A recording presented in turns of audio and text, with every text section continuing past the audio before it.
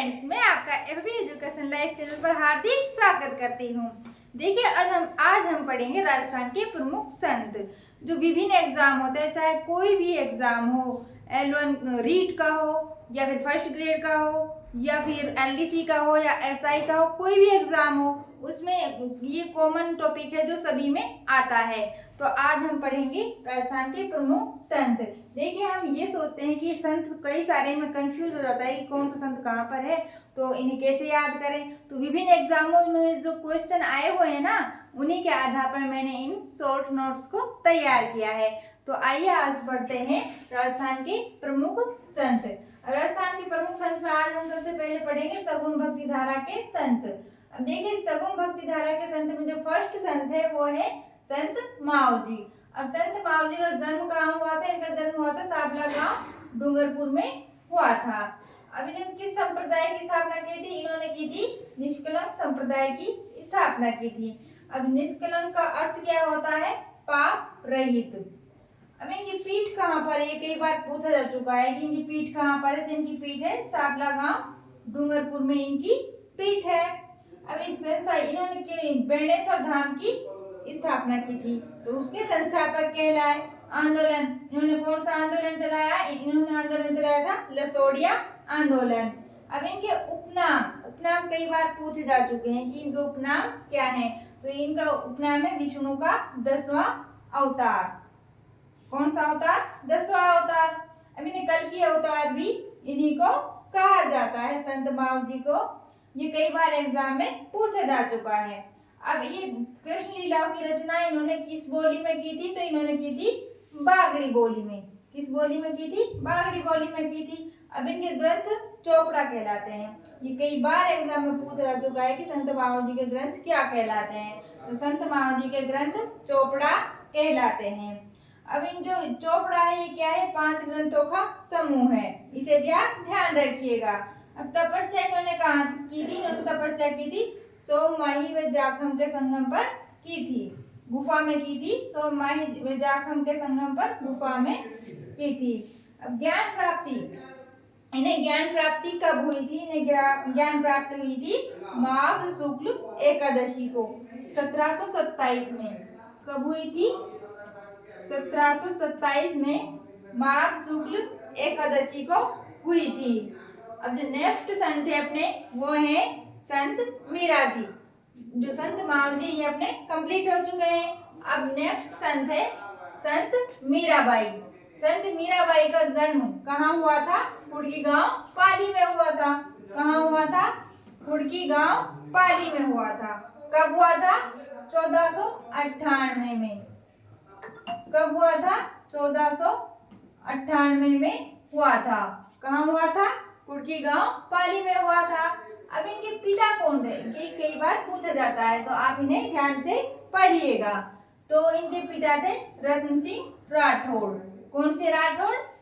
रतन सिंह राठौड़। अब माता कौन थी? माता थी वीर कंवर। अब इनके दादा कौन थे? इनके दादा थे राव दूधा।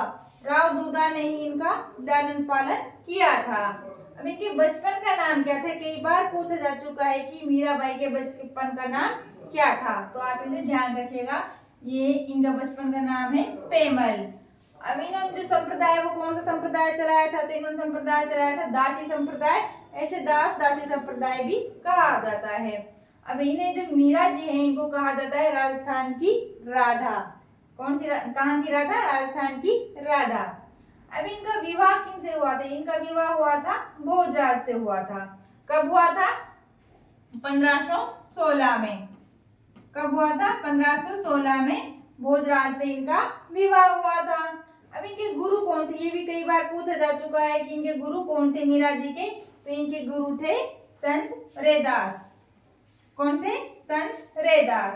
अब ये जो सारे जो पॉइंट है ना, ये सारे किसी न किसी एग्जाम में पूछे जा चुके हैं, तो आप इन्हें ध्यान से पढ़िएगा। तो इनके बचपन में ये पूजा करती थी, ये बचपन में पूजा करती थी जगत शिरोमणि मंदिर की पूजा करती थी। और जो अंतिम समय इन्होंने कहाँ बिताया था, ये भी पूछा जा चुका है। तो इन्होंने अंतिम समय बिताया था गुजरात के द्वारिका मंदिर में। कहाँ पर ये अंतिम समय में रही थी?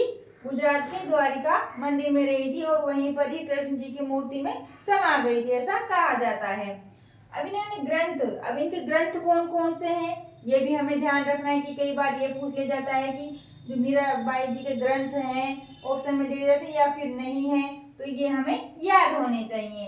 तो इनके ग्रंथ है सत्यभामा, जिनु रूसणा और पदावली, रुक्मणी मंगल और गीत गोविंद।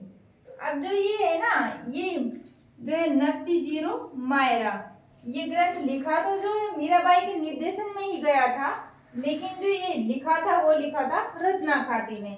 किसने लिखा था? मीराबाई के निर्देशन में लिखा गया था। और किसने लिखा था? लिखा था रत्ना खाती ने लिखा था।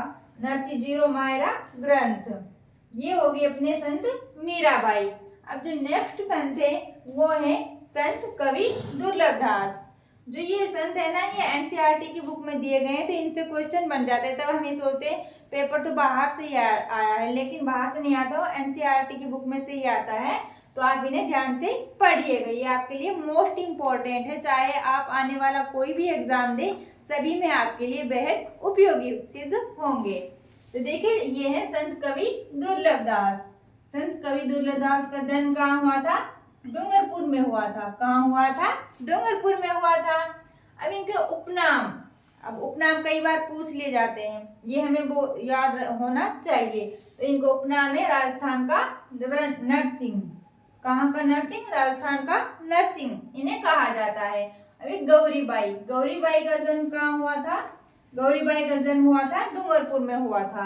अब इनके उपनाम क्या है? इनका उपनाम है वागड़ की मीरा। कौन सी मीरा? वागड़ की मीरा। किन्हें कहा जाता है? गौरीबाई को कहा जाता है। अब है संत राणाबाई। संत राणाबाई का जन्म कब हुआ था? तो इनका जन्म हुआ था 1504 में। कब हुआ था? 1504 में हुआ था संत राणाबाई का जन्म।